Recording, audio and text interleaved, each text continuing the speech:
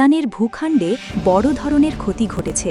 Israel ও যুক্তরাষ্ট্রের যৌথ হামলার ফলে বহু পরমাণু স্থাপনা ধ্বংস হয়েছে।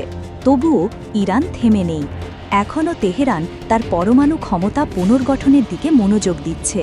ক্ষয়ক্ষতির মধ্যেও ইরানের উচ্চাকাঙ্ক্ষা নিজের পারমাণবিক প্রোগ্রাম পুনরায় চালু করা আবার জেগে উঠেছে।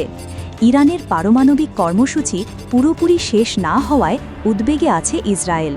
তাদের আশঙ্কা যে কোনো মুহূর্তে ইরান এই সুযোগে পারমাণবিক শক্তি তৈরি করতে পারে।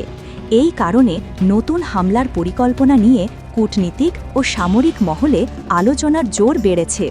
ইরান হুঁশিয়ারি দিয়েছে, যদি হামলা আসে আগের যুদ্ধের চেয়ে কঠিন পরিণতি হতে পারে। ফলে মধ্যপ্রাচ্যে আবারও উত্তেজনার ঢেউ ওঠার সম্ভাবনা দেখা দিয়েছে। এক পশ্চিমা কূটনীতিকের মতে, ইসরায়েল ও ইরানের মধ্যে যে কোনো সময় নতুন সংঘাত শুরু হতে পারে, কারণ আগের আঘাত ইরানের পারমাণবিক কর্মসূচিকে পুরোপুরি থামাতে পারেনি। ফলে ইসরায়েল এখন সতর্ক অবস্থায় রয়েছে এবং প্রয়োজনে নতুন হামলার জন্য প্রস্তুত।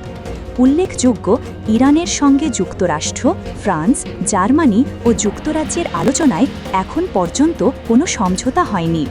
এই কূটনৈতিক বিলম্ব নতুন যুদ্ধের ঝুঁকি বাড়াচ্ছে।